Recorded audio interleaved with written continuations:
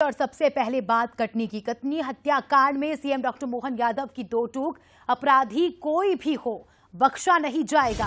कानून व्यवस्था को चुनौती देने वाले को मुख्यमंत्री डॉक्टर मोहन यादव ने चेतावनी दी है और कहा है कि इसका परिणाम भुगतना पड़ेगा। दिवंगत आत्मा को श्रद्धांजलि। कटनी में बीजेपी नेता की हत्या हुई थी। दोनों ही हत्यारों का शॉट एनकाउंटर तो हो चुका है, लेकिन मुख्यमंत्री ने भी इस पूरे मामले में संज्ञान लिया और कहा कि जिसकी भी ये साजिश थी, जिसके भी इशारे पर इन दोनों ने इस वारदात को अंजाम दिया, उसे निश्चित ही परिणाम भुगतना होगा और उसे अब कोई भी नहीं बचा सकता। साथ ही दिवंगत आत्मा को श्रद्धांजलि दी मुख्यमंत्री डॉक्टर मोहन यादव ने।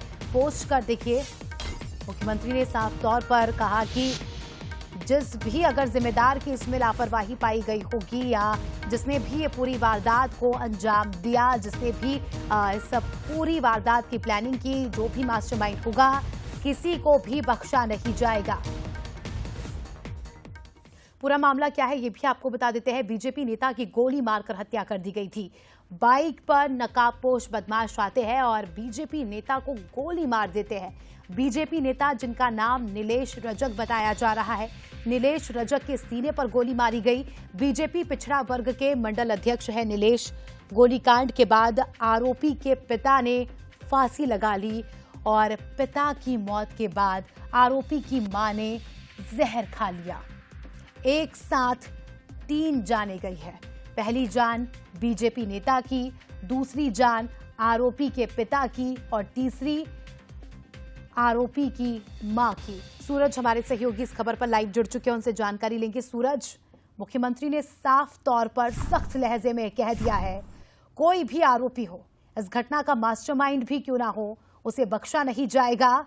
और साथ ही कई सारे सवाल भी इस घटना से खड़े हो रहे हैं। नीलेश, एक साथ 3 मौतें हुई हैं।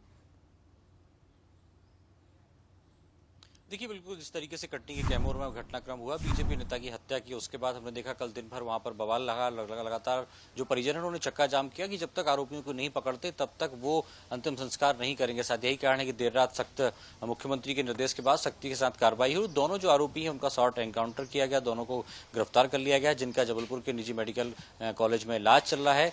डॉक्टर मोहन यादव लगातार ये बात कर रहे हैं कि किसी भी अपराधी को बख्शा नहीं जाएगा और साथ यही कारण है कि सख्त कार्रवाई की है। शॉर्ट एनकाउंटर जैसा जो कदम है वो पुलिस ने उठाया है। उसके बाद तत्काल जो प्रभारी मंत्री हैं राव प्रताप, उनको मौके के लिए रवाना किया है और कटनी जाएंगे आज, जहां पर जो नीलेश रजक का अंतिम संस्कार होगा उसमें शामिल होंगे। और साथ ही ये भी कहा गया है कि लॉ एंड ऑर्डर को लेकर कोई भी कोताही नहीं बरती जाएगी। जो भी आरोपी होगा, जो भी इस प्रकार से घटना को अंजाम देगा, सख्त कार्रवाई होगी। लेकिन बात बड़ी है कि जिस तरीके से कटनी में बीजेपी नेता की हत्या हुई, दोनों आरोपी जो खासतौर से प्रिंस जोसेफ और अकरम खान बताए जा रहे हैं, इनका पहले भी आपराधिक रिकॉर्ड रहा है। तो ऐसे में कहीं न कहीं अब पुलिस आने वाले समय में ऐसे अपराधियों को भी नजरबंद करेगी या खासतौर से उन पर निगरानी करेगी, ताकि आने वाले समय इस प्रकार की घटनाएं प्रदेश के किसी दूसरे हिस्से में ना हो पाए। उसको लेकर सरकार और मुख्यमंत्री डॉक्टर मोहन यादव सख्त नजर आए। स्मिता, शुक्रिया आपका सूरज, जुड़ने के लिए और जानकारी के लिए।